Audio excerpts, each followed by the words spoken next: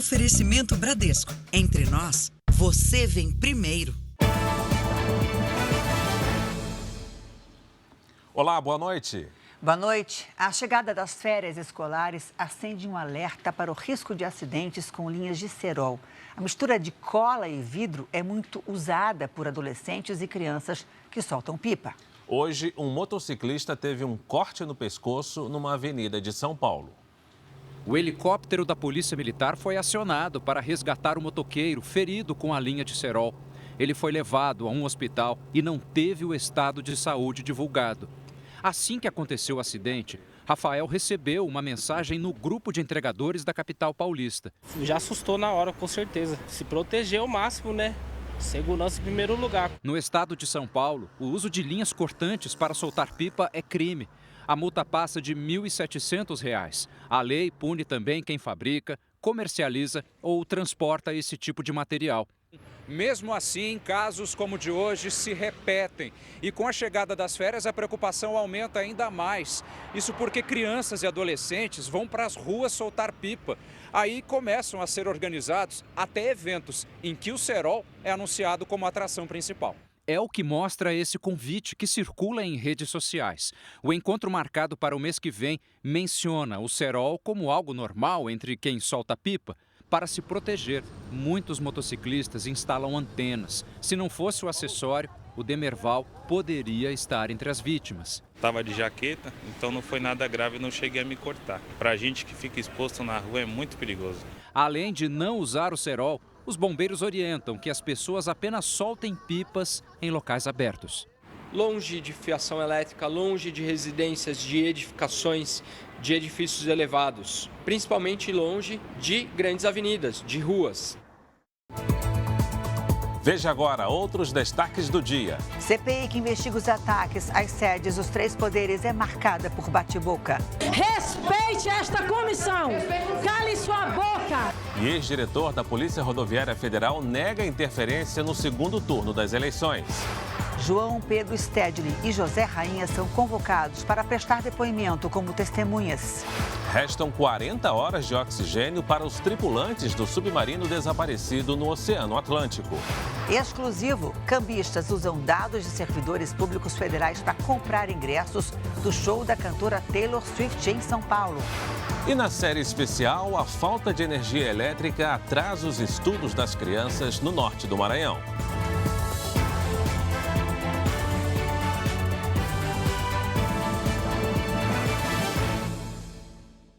Oferecimento: Bradesco. Nunca execute arquivos enviados por e-mail ou mensagem.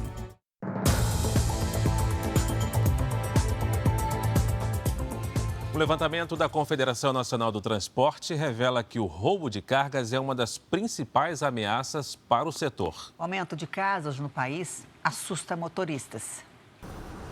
O medo faz parte da rotina de quem tem a rodovia como ambiente de trabalho. A gente sai para o trabalho e não sabe se vai voltar. Bastam alguns minutos em um posto de combustíveis para encontrar alguém que já tenha sido vítima. Passou 2 carros e falou que estava caindo a placa. Quando eu parei, me pegaram, já desceram armados e me levaram para o mato, fiquei amarrado umas 12 horas. A Confederação Nacional do Transporte divulgou hoje uma pesquisa que aponta os grandes riscos para o transporte brasileiro. O roubo de cargas está entre as principais ameaças ao setor. Aqui nós estamos falando do crime organizado, que tem crescido muito em sua atuação. O número de roubo de cargas no Brasil, ele é crescente. A malha rodoviária do Brasil tem mais de 75 mil quilômetros de extensão. Por isso, muitas vezes, as viagens duram vários dias. O jeito é dormir no meio da estrada. Os motoristas, às vezes, escolhem pátios de postos de combustíveis, achando que aqui dentro eles estão mais seguros. Mas, segundo especialistas, esses são os lugares mais perigosos. Toda vez que a gente está parado num posto, né, para fazer o nosso pernoite, a nossa refeição, a gente está exposto. Fábio coordena uma frota de 50 caminhões. Ele mostra que as transportadoras investem em novas tecnologias para tentar diminuir o número de assaltos. Aqui nós temos 4 câmeras que funcionam em tempo real, né, online, e a gente tem o processo de rastreamento. Mesmo com toda essa tecnologia embarcada, ainda estamos suscetíveis a roubo, ao crime organizado. A Polícia Civil investiga o suposto sequestro de um homem levado por traficantes no Rio de Janeiro. Um policial militar que estava com a vítima conseguiu escapar. Com a blusa rasgada e pedindo socorro. Foi assim que o policial militar que estava de folga foi encontrado. Ele conseguiu escapar de traficantes de Manguinhos, na zona norte do Rio. O amigo dele havia sido levado pelos criminosos para o interior da comunidade. Uma grande operação foi montada para resgatar o homem. Policiais civis e militares participaram da ação, que contou com o apoio do helicóptero e um blindado. Houve tiroteio. Por causa da insegurança, a circulação dos trens chegou a ser suspensa na região. O colega do PM foi resgatado sem ferimentos. Na delegacia, o PM e o amigo disseram que foram até a comunidade para pegar um telefone celular que compraram em uma rede social. Mas os investigadores consideraram os depoimentos contraditórios e desconfiam dessa versão. Uma hipótese que será investigada é se eles entraram numa área de risco para comprar drogas. No local onde os dois foram abordados pelos traficantes, funcionava uma boca de fumo. Frascos de loló foram apreendidos e uma barricada instalada na rua foi destruída. A Corregedoria da Polícia Militar acompanhou os depoimentos na delegacia e também abriu uma investigação. A Polícia Federal prendeu 3 pessoas suspeitas de falsificar diplomas de medicina. Cerca de 30 policiais cumpriram mandados de prisão e de busca e apreensão na capital fluminense, no interior do estado e em Minas Gerais. Além das 3 prisões, foram apreendidos diplomas de medicina fraudados e cheques. A polícia identificou depósitos feitos nas contas dos envolvidos que variam entre 100 e 300 mil reais. A investigação deve apontar se os valores eram referentes a pagamentos feitos ao grupo pela emissão do diploma falso. O primeiro passo era falsificar o documento. Em seguida, eles tentavam fraudar o registro profissional, levando o certificado até o Conselho Regional de Medicina. A prisão de 2 pessoas aqui, na sede do Conselho Regional de Medicina, em 2022, deu início às investigações. Elas tentavam conseguir o registro com documentos falsos. Até agora, pelo menos 20 casos suspeitos foram identificados pelo CREMERGE. A gente está falando de profissionais que não são qualificados para o exercício da profissão, né? Quem fica em risco é a população. Em fevereiro deste ano, a Polícia Civil chegou a prender um falso médico. Ele usava carimbos com nomes e registros de profissionais que atendiam na emergência de um hospital particular. Os presos na operação de hoje devem responder por crime de falsificação de documento público e uso de documento falso. A partir de hoje, o Banco Central passa a regular e supervisionar o mercado de criptomoedas no país. Com isso, os investidores esperam que as transações se tornem mais seguras e que os golpes diminuam. A expectativa era de ganhos altos com as criptomoedas. Mônica se arriscou nesse tipo de investimento, mas a empresa onde ela colocou o dinheiro quebrou, deixando um prejuízo de mais de 20 mil reais. Comecei a investir em Bitcoin porque o rendimento dele, ele era um rendimento satisfatório. Quando foi para retirar, já não dava mais. E saiu totalmente do que eles tinham prometido para mim. Jorge é advogado de vários clientes com histórias parecidas. Hoje a gente tem um estudo interno que mostra que existem mais de 1.600 empresas. Essas empresas captaram 1,07 trilhões dos brasileiros e a sua grande maioria está impune. Foram anos de vácuo jurídico. Hoje a lei das criptomoedas entrou em vigor. Agora eu tenho a quem recorrer. No caso de uma falha, antes eu não tinha. Eu tinha operadores de mercado, alguns sérios, alguns que não eram sérios, mas sempre que havia um problema, não havia uma entidade central para me direcionar. Ficou mais fácil criminalizar as fraudes. A partir de agora, o Banco Central e a CVM, Comissão de Valores Mobiliários, se tornam os xerifes do mercado de criptomoedas no Brasil. As instituições ficam responsáveis por criar e aplicar regras como já existem no mercado financeiro. Segundo os especialistas, isso traz mais segurança para os investidores. Além da regulação, o marco legal inclui no Código Penal as fraudes provocadas por empresas que negociam criptoativos. Agora eu tenho instituições que estão no mercado atendendo a regras de mercado brasileiras e há um tipo de pré-estabelecido de punição e controle para aqueles que administram, que no fundo é um ativo. Com a nova lei, a dica para quem quer investir em moedas virtuais é pesquisar se a empresa responsável pela transação é autorizada pelo Banco Central a prestar esse tipo de serviço. O presidente em exercício, Geraldo Alckmin, defendeu hoje que a reforma tributária seja votada ainda este ano. Alckmin disse também que o governo ainda não decidiu sobre a prorrogação do programa para a compra de carros com desconto. O lançamento do programa foi há menos de 15 dias e mais da metade dos recursos já foi utilizada, segundo o governo. Dos 500 milhões de reais liberados, 320 milhões já foram pedidos pelas montadoras. A previsão inicial de duração do programa era de 4 meses, mas o sucesso de vendas deve encurtar o período do benefício. O presidente em exercício, Geraldo Alckmin, afirmou durante evento com representantes do setor industrial que o governo ainda vai decidir se estende o programa. Essa não é uma decisão definitiva, mas provavelmente acabou os 500 milhões, acabou o programa, o estímulo. Vai continuar o do caminhão e do ônibus, porque esse é mais demorado, porque você tem que retirar da rua um caminhão antigo ou um ônibus antigo para renovar a frota. Mas essa é uma decisão um pouquinho mais à frente. Agora, o fato é que foi um sucesso e mostrou o seguinte: reduza um pouco a carga tributária que vende mais. Alckmin também defendeu que a reforma tributária seja aprovada ainda este ano, ao participar de um evento sobre o tema ao lado do presidente da Câmara, Arthur Lira. Para o presidente em exercício, o governo correria o risco de enfrentar mais dificuldades para aprovar uma mudança na Constituição depois do primeiro ano de mandato. Lira prometeu levar o texto ao plenário da Câmara já na primeira semana de julho. A minha obrigação e meu compromisso de pautar a reforma tributária no plenário, que é a casa e o órgão soberano da Câmara dos Deputados, na primeira semana do mês de julho. Será um acontecimento que eu espero seja histórico para esse país, com um grau de amadurecimento desse tema. Agora há pouco, o Ministério do Desenvolvimento, Indústria, Comércio e Serviços anunciou que vai publicar uma portaria para prorrogar por mais 15 dias a exclusividade de venda de carros com desconto para pessoas físicas.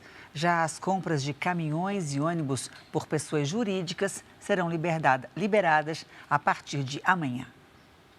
A comissão parlamentar que investiga os atos de 8 de janeiro ouviu hoje o ex-diretor-geral da Polícia Rodoviária Federal, Silvinei Vasques. Ele foi o primeiro a prestar depoimento à CPMI. Vasques era o responsável pela corporação durante o segundo turno das eleições do ano passado. Silvinei Vasques negou ter orientado operações direcionadas da Polícia Rodoviária Federal no Nordeste, no segundo turno das eleições, para impedir que eleitores do então candidato Lula pudessem votar. Não existe até o presente qualquer registro, uma investigação da Polícia Rodoviária Federal, inclusive também sendo investigado pelo MPF e pela Polícia Federal, o registro de qualquer cidadão brasileiro, apenas um, que deixou de votar no dia 30 pelo um trabalho de fiscalização da Polícia Rodoviária Federal. A relatora contestou a afirmação. Nas ordens de serviço, elas são muito claras. Houve um direcionamento para o Nordeste brasileiro.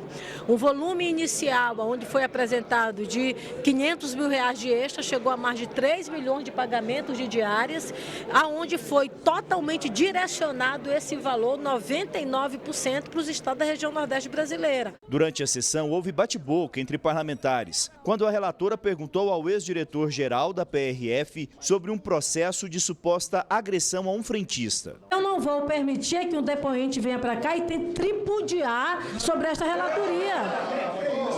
Fiz uma pergunta de forma clara e de forma direta. Eu espero que ele responda. E nem vou aceitar que parlamentar nenhum aqui tente cessear minha voz. Vai gritar em outro lugar, aqui não, deputado. Vai gritar em outro lugar, aqui não. Respeite esta comissão. Cale sua boca. Respeite a comissão.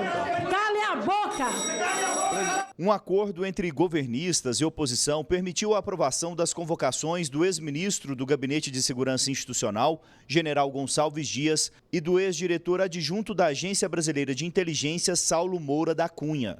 Os depoimentos dos ex-integrantes do governo do presidente Lula vão ser realizados no segundo semestre. O plano de trabalho da comissão prevê investigar primeiro os atos que aconteceram antes do dia 8 de janeiro. Também foi aprovada a convocação do coronel Jean Lawande Júnior, que teria tido conversas com teor supostamente golpista com o ex-ajudante de ordens do ex-presidente Jair Bolsonaro, o tenente-coronel Mauro Cid.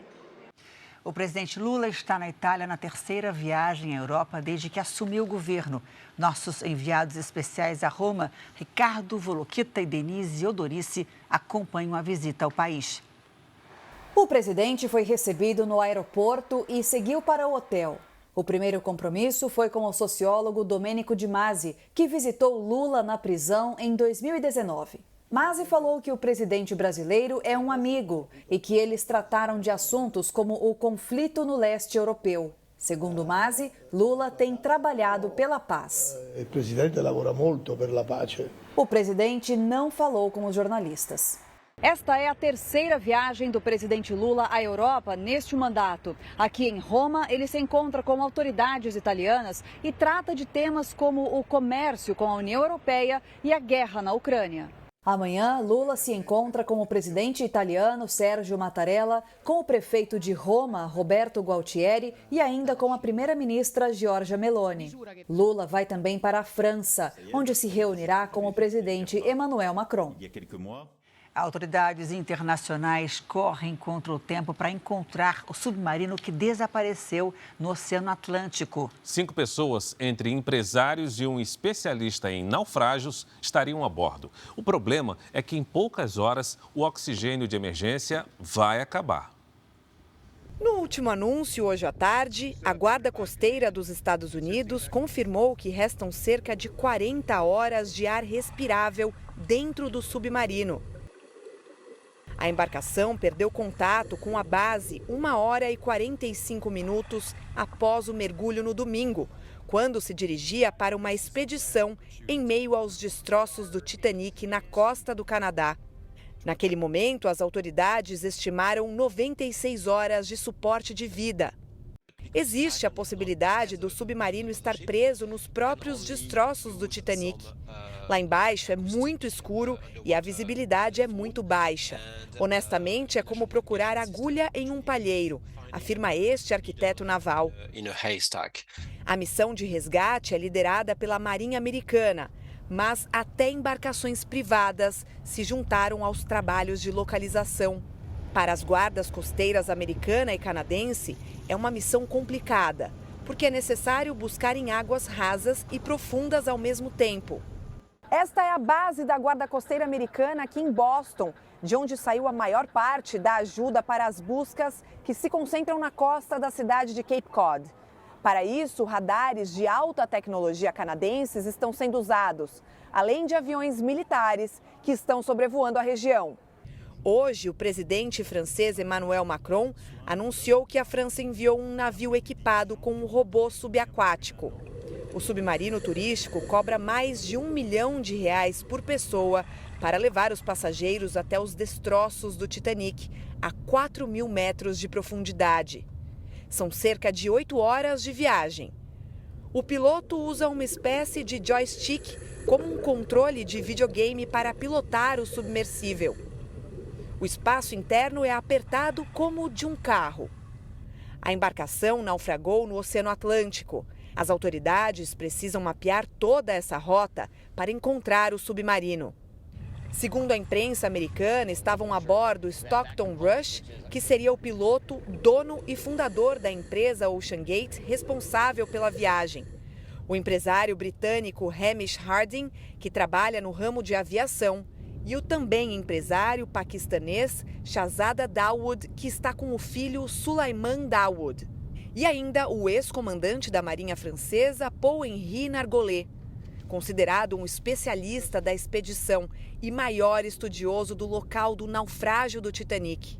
Janique Mikkelsen, amiga do empresário Hamish Harding e também exploradora, falou com ele horas antes do embarque. Ele estava animado, disse ela. A preocupação não é só o oxigênio. É preciso que o submarino tenha energia para mantê-los vivos, porque eles podem sofrer com as baixas temperaturas. Because of the freezing temperatures at that depth. O Departamento Americano de Defesa enviou 3 aviões militares para reforçar as buscas pelo submarino. A Juliana Rios tem ao vivo os detalhes dos Estados Unidos. Oi, Juliana. Boa noite aí para você. Olá, Janine, Fara. As aeronaves do modelo C-130 sobrevoam o oceano em busca de pistas sobre o paradeiro dessa embarcação. Segundo a Guarda Costeira Americana, a procura se concentra em uma área na superfície equivalente a 17 vezes a cidade de São Paulo. Até o momento, as buscas não tiveram resultados significativos. Para essa quarta-feira, são esperados mais equipamentos e pessoal para ajudar na procura. Janine, Fara. Obrigada, Juliana. Bom trabalho aí para você. A Justiça da Alemanha começou a julgar o pedido de indenização de uma vítima de abuso sexual numa igreja católica do país. O Papa Bento XVI, que morreu no ano passado, teria acobertado o caso. A ação contra Bento XVI continuou mesmo depois da morte dele em dezembro. A acusação é da época em que o Papa era arcebispo de Munique. Joseph Ratzinger é acusado de ajudar a transferir um padre pedófilo para uma paróquia da região. Há quase 40 anos, o padre Peter Hullemann foi condenado por abuso sexual, mas teve a pena suspensa e continuou a trabalhar com crianças com permissão de Bento XVI. A vítima, que foi abusada após a transferência do padre pedófilo, espera uma indenização equivalente a 2 milhões de reais. A maior parte seria paga pela Arquidiocese de Munique e a outra viria da herança do Papa. O caso ganhou ainda mais força depois que a Arquidiocese de Colônia, também na Alemanha, foi condenada a pagar uma indenização de mais de R$1,5 milhão de reais a uma vítima de violência sexual de um padre católico. O homem, hoje com 62 anos, sofreu mais de 300 abusos do integrante da Igreja Católica. Em vida, o Papa Bento XVI sempre negou as acusações. Um relatório divulgado pela própria Igreja Católica estima que ao menos 497 pessoas tenham sido vítimas de violência sexual entre 1945 e 2019 na Arquidiocese de Munique-Freising. Agora de volta ao noticiário no Brasil. 16 mil pessoas estão fora de casa por conta da passagem do ciclone extratropical no Rio Grande do Sul. Agora à noite foi confirmada a localização do corpo de mais uma vítima no litoral norte do estado. Com isso, subiu para 16 o número de mortos. Recomeçar não é fácil. A casa da família de Bruna foi alagada na zona sul de Porto Alegre. Eu comecei a chorar e disse pro meu marido, a gente precisa tirar as crianças. Daí ele pegou e botou para cima da cama, só que a água subia tanto que eu comecei a dizer para ele, temos que tirar as crianças. 5 dias após a passagem de um ciclone extratropical, o número de pessoas desabrigadas ou desalojadas passou de 16 mil. São famílias como a da Eliane, que agora estão abrigadas em ginásios. A gente está sendo muito bem tratado, tudo. Só que não é a casa da gente, né? As pessoas chegam sem material nenhum, sem roupa, sem nada. Então dá o primeiro atendimento, que é um banho, alimentação e roupas. A Defesa Civil localizou o corpo de um homem que não estava na lista de desaparecidos. Ele não teve o nome divulgado e foi encontrado em uma área alagada em Gravataí, na Grande Porto Alegre. Isso acende um alerta para outros possíveis desaparecimentos que não foram informados às autoridades. Esta já é considerada a maior tragédia natural da história do Rio Grande do Sul. E agora a previsão do tempo. Começa amanhã a estação mais fria do ano. Oi, Lidiane, boa noite para você. No outono, a chuva teve uma média maior, pelo menos na maior parte do Brasil. Isso vai se repetir no inverno? Olha, Janine, chuva acima da média só na região sul, nessa próxima estação. Boa noite para você, boa noite, Fara, boa noite a todos que nos acompanham. O inverno começa amanhã às 11 horas e 58 minutos pelo horário de Brasília, a estação mais seca do ano.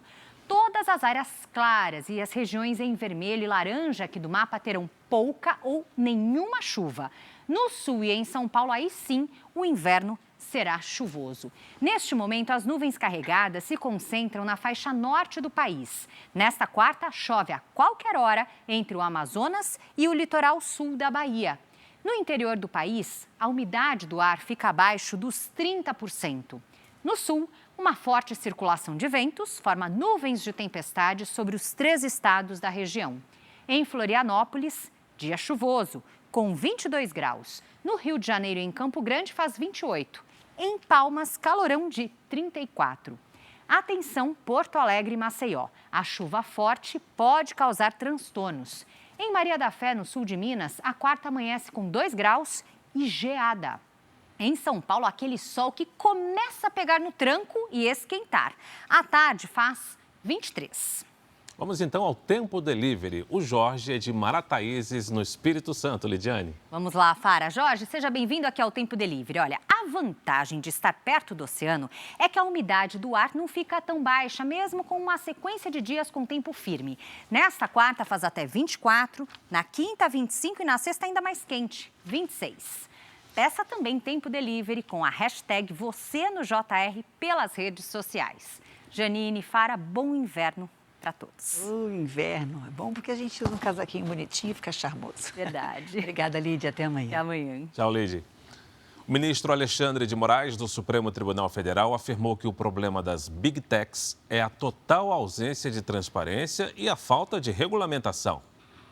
A declaração foi dada em um fórum internacional sobre justiça e inovação.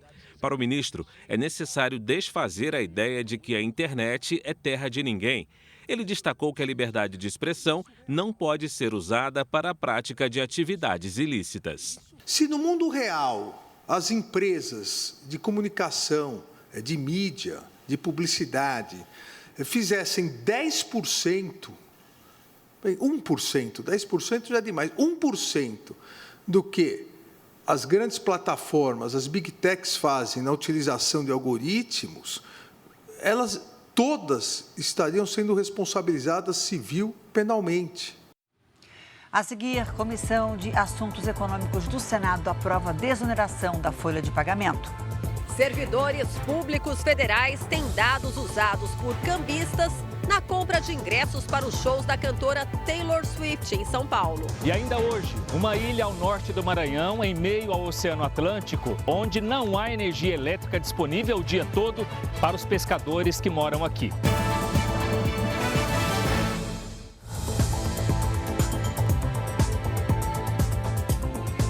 Exclusivo, servidores públicos federais tiveram informações pessoais usadas por cambistas na compra de ingressos para o show da cantora Taylor Swift. O Jornal da Record investigou quem eram as pessoas por trás dos nomes que estavam ilegalmente impressos nesses ingressos. Graziele é servidora federal. O nome dela apareceu em um dos ingressos do show da cantora americana Taylor Swift.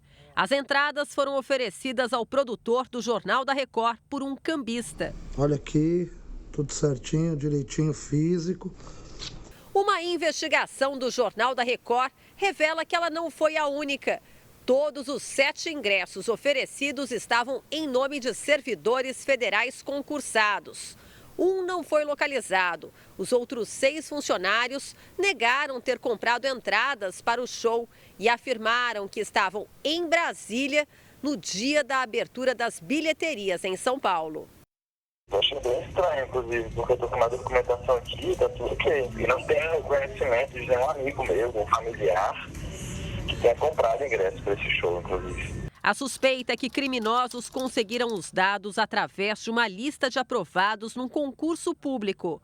Todos os 7 nomes estavam nesse documento. Eu soube por vocês que os meus dados tinham sido usados para comprar o show da Taylor Swift. A gente se sente vulnerável, mas não tem... Ainda não sei direito o que fazer para melhorar isso, né? Os fãs da cantora, que passaram dias acampados na fila para comprar as entradas, também denunciam a ação dos cambistas. Eles passavam na fila falando que eles iam tirar foto da gente e quando saísse com os ingressos da bilheteria, eles iriam gravar nossa foto, nossa cara, para assaltarem a gente. Segundo a polícia, cambistas têm negociado entradas para o show da cantora americana por até R$12 mil. O Jornal da Record encontrou sites oferecendo ingressos para todos os setores do estádio, por valores muito superiores. Em um deles, a pista premium, vendida por R$ 1.050 na bilheteria, custa a partir de R$ 3.680 no mercado paralelo.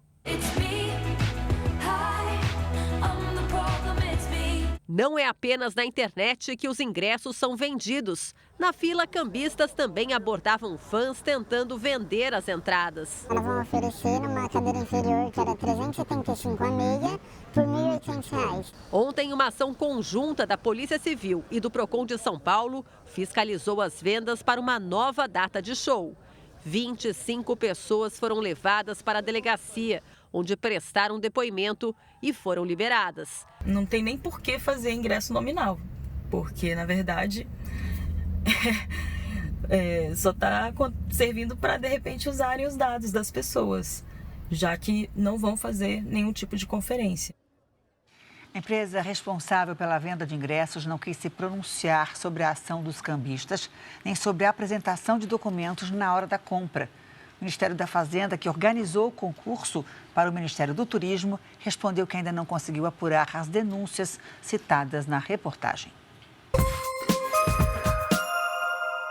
Uma operação da Polícia Federal, em cooperação com a Polícia dos Estados Unidos, apreendeu 12 fuzis comprados em uma loja na cidade americana de Orlando. Segundo as investigações, as armas seriam enviadas para comunidades do Rio de Janeiro. Na mesma ação, foram apreendidas pistolas e munição na casa de um dos alvos em Nova Iguaçu, na Baixada Fluminense. Moradores do sul de Minas Gerais registraram o momento em que um meteoro cruzou o céu à noite. De acordo com a Rede Brasileira de Monitoramento de Meteoros, esse clarão aconteceu porque o meteoro explodiu ao atingir a atmosfera da Terra. A luz pôde ser vista também em São Paulo, Goiás e no Paraná. As 19 estações do metrô do Recife foram fechadas hoje por causa do rompimento de cabos da rede elétrica. Houve explosões, fumaça e correria. Os passageiros precisaram andar sobre os trilhos. A prorrogação da desoneração da folha de pagamento de 17 setores da economia foi aprovada na Comissão de Assuntos Econômicos do Senado. O projeto, que estende a medida por mais 4 anos, até o fim de 2027, pode ir direto para a Câmara dos Deputados, sem passar pelo plenário do Senado. A desoneração da folha de pagamentos permite às empresas dos 17 setores que mais empregam no Brasil a substituição da contribuição previdenciária de 20% sobre os salários dos empregados por uma alíquota sobre a receita bruta, que varia de 1% a 4,5%. Ao todo, os 17 setores empregam diretamente quase 9 milhões de pessoas. Se não fosse pela desoneração, mais de 1.600.000 empregos não teriam sido gerados entre 2018 e 2022. A medida está prevista para chegar ao fim em 31 de dezembro deste ano. Durante a análise da prorrogação na Comissão de Assuntos Econômicos do Senado, o líder do governo na casa, senador Jacques Wagner, argumentou que o Ministério da Fazenda vai apresentar no segundo semestre uma proposta de desoneração da folha de pagamentos para mais setores da economia. Vamos garantir os 17, que é só uma prorrogação, e se vier algo mais palatável, mais abrangente, nós vamos votar e, evidentemente, vai ficar nulo de pleno direito o que nós estamos votando hoje. O autor do projeto, o senador Efraim Filho, também defendeu a liberação o quanto antes para que o projeto seja aprovado no começo do próximo semestre na Câmara dos Deputados. Esse é um imposto burro, ele é equivocado, ele passa uma mensagem equivocada, veja só. Ele diz: quanto mais empregos eu gerar, mais impostos eu vou pagar. Isso está errado, era para ser o inverso. Quanto mais empregos eu gerar, menos impostos eu vou pagar. O texto foi aprovado pela Comissão de Assuntos Econômicos. Se pelo menos 9 senadores não apresentarem recurso nos próximos 5 dias úteis para que a proposta seja analisada pelo plenário do Senado, o projeto que prorroga a desoneração da folha de pagamentos vai direto para análise da Câmara. A comissão também começou a votar o projeto do novo marco fiscal. O relator, senador Omar Aziz, retirou do limite de gastos as despesas da União com o Fundeb, com o Fundo Constitucional do Distrito Federal e com as áreas de ciência, tecnologia e inovação. A CPI, que investiga o movimento dos Sem Terra, convocou o militante José Rainha para prestar esclarecimentos na condição de testemunha. José Rainha é um dos líderes da Frente Nacional de Lutas. Os parlamentares também aprovaram a convocação de João Pedro Stedley, líder do Movimento dos Trabalhadores Rurais Sem Terra. As datas dos depoimentos ainda não foram marcadas. O pedido para a convocação do ministro da Casa Civil, Rui Costa, foi retirado de pauta. Outras 9 convocações foram transformadas em convites. A diferença é que testemunhas convocadas são obrigadas a comparecer. Já os convidados e investigados têm o direito de não participar. A CPI do MST investiga invasões de propriedades realizadas neste ano. A poupança perdeu cerca de 100 bilhões de reais no ano passado e um dos motivos é o baixo rendimento, assunto para Patrícia Lages, que já está aqui com a gente. Oi, Patrícia, boa noite para você. Boa noite, Janine, boa noite para você, Fara, e boa noite para você de casa. Primeiramente, vamos entender a função desse investimento. A poupança foi criada há mais de 160 anos, olha, em 1860. E hoje ela cumpre uma função social, pela facilidade, porque não há um valor mínimo para depositar e também por ser isenta de taxas, pela segurança, porque praticamente não há riscos, e pela alta liquidez, que significa poder sacar o dinheiro a qualquer momento. Agora, falando de rendimento, quando a Selic está acima de 8,5%, como é o caso deste momento, o rendimento da poupança é de 0,5% mais a TR, que é a taxa referencial. Porém, nos 3 primeiros meses de 2023, ela perdeu para a inflação. Ou seja, quem deixou o dinheiro na poupança perdeu poder de compra. Tá, Patrícia, então quais são as opções? As opções com mais rendimento, mas também com segurança. Fazer render um pouquinho mais, né, Janine? Claro, né? Pois é. A gente vai ver aqui um comparativo com opções que oferecem a mesma garantia.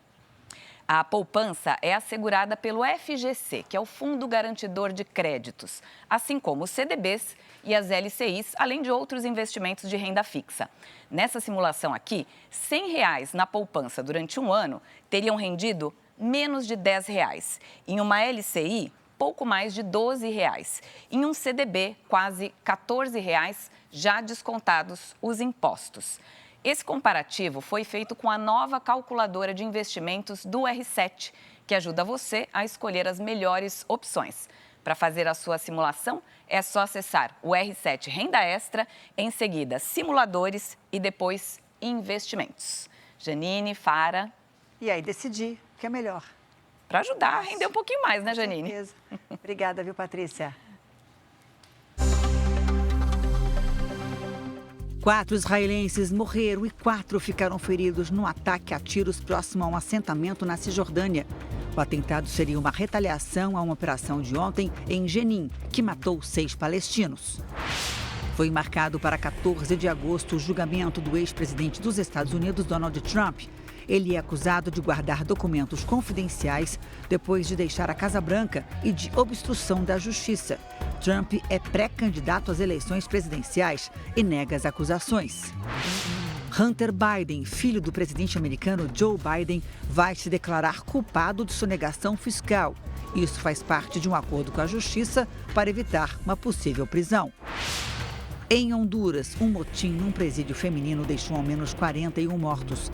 Segundo autoridades, o conflito começou depois de uma briga entre gangues rivais. Veja a seguir, Ana Carolina Jatobá, presa pela morte da enteada Isabela Nardoni, deixa a cadeia. Mãe procura a polícia depois de ver o flagrante do filho de 2 anos sendo agredido por diretora de escola em Belo Horizonte. E na série especial, falta de energia também prejudica a educação.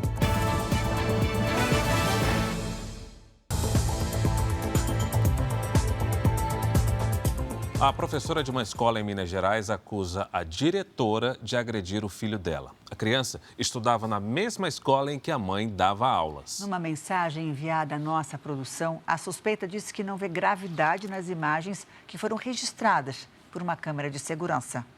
Ainda abalada, a mãe prefere não se identificar. Ela pediu demissão da creche depois que viu a cena do filho de 2 anos ser agredido pela diretora. Uma pessoa apertando, batendo na porta com todos os seus colegas olhando. Na gravação, a diretora da escola dá 3 tapas na porta, entra na sala e arrasta a criança pelo braço. Pela imagem, ela parece gritar com o menino. Depois aponta o dedo para a turma e sacode o aluno várias vezes. A cena termina com a criança abraçando um coleguinha. A gravação de 22 de maio foi encaminhada agora com exclusividade para a Record TV. Agredir, corrigir? E eu falei isso para ela, você é uma gestora. Procurada, a diretora se manifestou por mensagem de áudio. Essa imagem que elas têm aí, fui eu que disponibilizei para a polícia. Eu falei com ele que não foi nada demais. A diretora contou que o menino teria mordido um colega. Por isso, ela teria agido daquela maneira para que as crianças fizessem as pazes. Ao sair da escola, a mãe procurou a polícia, fez um boletim de ocorrência e denunciou a diretora por agressão física e verbal. A diretora ainda não prestou depoimento. O Conselho Tutelar foi acionado. Nós estamos aguardando a Diretoria de Educação tomar providência, né? E o processo que está sendo instaurado lá, investigado pelo Juizado Especial Criminal. Que as autoridades, né, sejam firmes, porque não pode mais existir coisas assim. Em nota, a Secretaria de Educação de Belo Horizonte informou que vai realizar ações pontuais para qualificar o trabalho da direção e das funcionárias da escola. Informou ainda que vai se reunir com a família da criança e com a diretora. A Justiça concedeu liberdade a Ana Carolina Jatobá. Ela estava presa desde 2008 pela morte da enteada. Ana Carolina Jatobá saiu agora à noite da penitenciária de Tremembé, que fica no interior de São Paulo. Ela foi condenada a 26 anos de prisão e cumpria a pena há 15 anos. Em 2010, ela e o ex-marido Alexandre Nardoni foram julgados pelo assassinato de Isabela Nardoni, na época com 5 anos. Alexandre foi condenado a mais de 30 anos de cadeia. Começou no Rio de Janeiro o julgamento do acusado de matar a empresária Cecília Haddad, na Austrália, em 2018. O engenheiro Mário Marcelo Santoro era namorado da vítima. Investigações da polícia australiana apontam que o réu teria asfixiado e jogado o corpo da empresária em um rio. O Fórum Brasileiro de Segurança Pública acontece pela primeira vez em Belém, no Pará.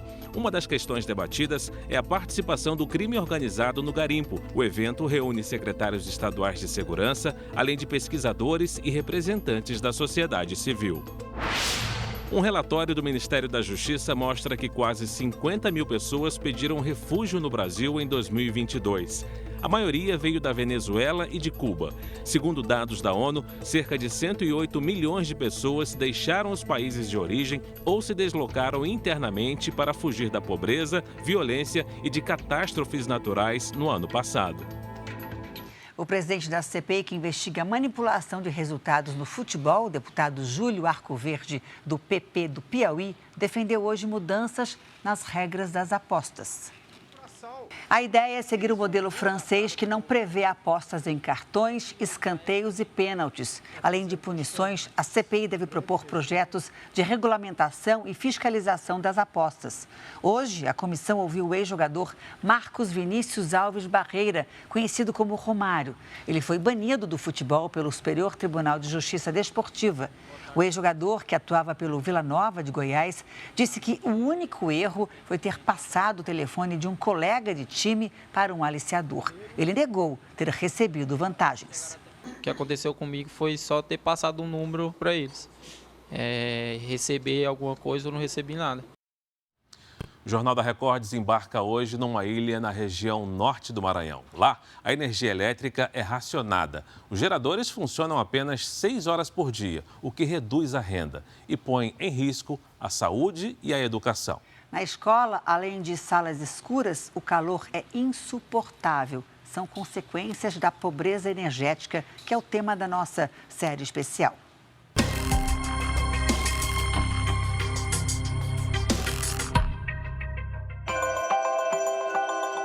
Norte do Maranhão, uma ilha onde crianças estudam no escuro. O posto de saúde não consegue guardar vacina e os moradores se sentem esquecidos.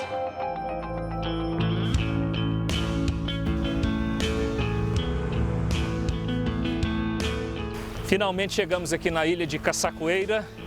Levamos pouco mais de 6 horas desde São Luís para cá. Desembarcamos à tarde e fomos direto para a única escola que existe aqui. Queremos saber como os alunos fazem para estudar. São 108 no total, entre educação infantil, fundamental e também do ensino para jovens e adultos, o EJA. A temperatura na vila se aproxima dos 35 graus. Sem energia elétrica, o calor é muito pior dentro da sala. Desconcentra.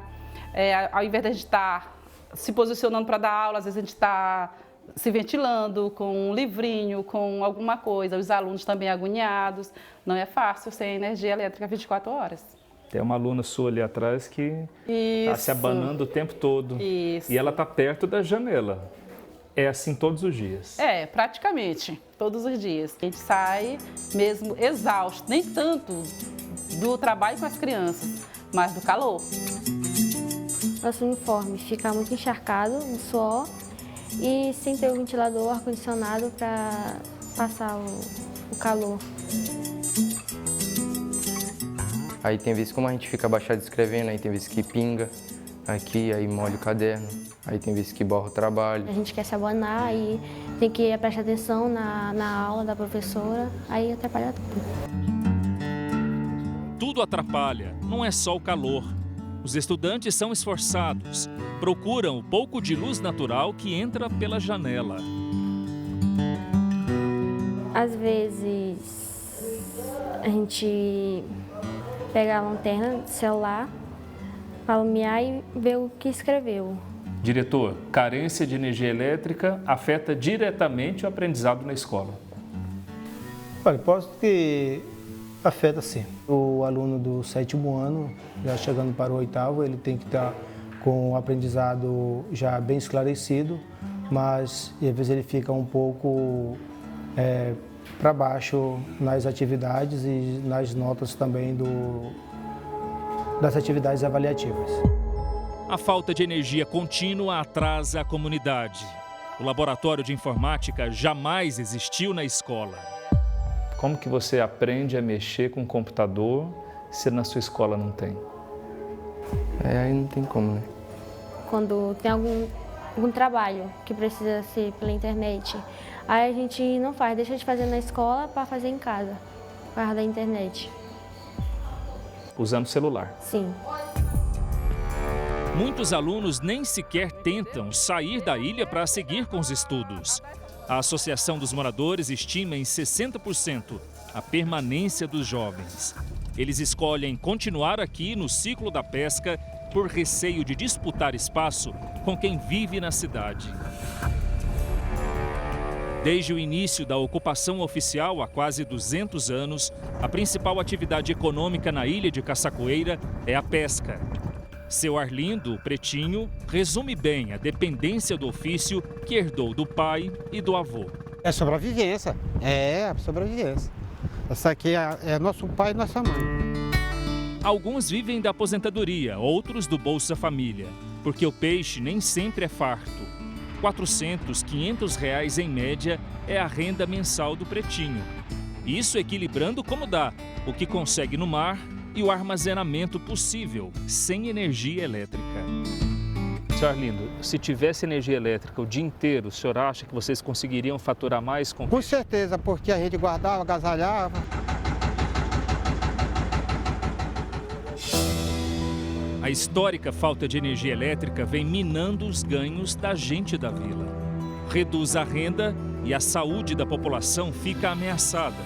Vacina não tem como armazenar. Durante a tarde, os moradores vêm até aqui. Mas se acontece alguma emergência fora de hora... é atender após a meia-noite. Aí não tem energia para fazer um socorro imediato.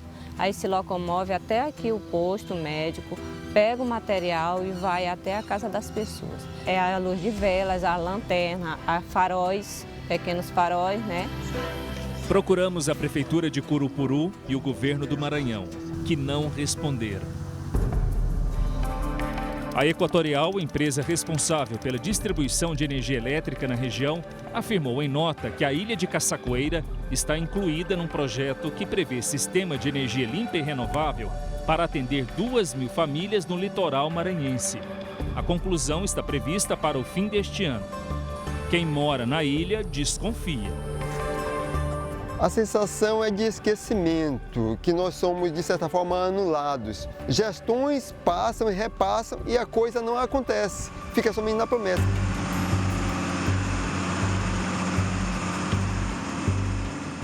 Este é o gerador que a Prefeitura de Curupuru, município sede da vila, instalou na ilha. São 1.600 litros de óleo diesel a cada 15 dias. Funciona das 6 da tarde à meia-noite. Uma deficiência que produz a tristeza, que a gente percebe nas conversas sobre a rotina de quem vive aqui. A gente mora numa ilha dessa, a gente é esquecida mesmo. Às vezes é só promessa, promessa. Aí vem, faz promessa, aí nunca chega. Aí é muito ruim. Chuveiro quente a senhora tem? Não. Banha mesmo na bacia, na cuia mesmo. Não tem chuveiro não. Água fria? Água fria. Máquina de lavar? Também não tem. Ferro de passar? Também não tem. Mesmo com energia à noite? Não tem. Mãe de 4, avó de 9, Dona Deusa, como prefere ser chamada, tem 56 anos e mora na ilha há 43. A lamparina a acompanha desde moça, nos momentos em que os sonhos tornam a vida mais bonita. Dona Deusa, faz falta para a senhora, como mulher, ter energia elétrica para essas horas de cuidar de si, de se embelezar? Faz falta. Por quê? Não dá para ver direito? Não dá para a gente ver direito na lamparina. O que a senhora ia fazer se tivesse energia aqui o tempo todo? Se tivesse, eu ia comprar uma pintura bacana para primeiro se pintar, ficar bonita.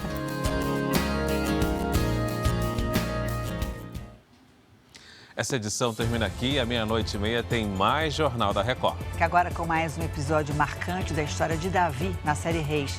Logo depois da novela Jesus, tem informação da zona de risco ao vivo na Grande Conquista. Boa noite e a gente se vê amanhã. Uma excelente noite para você.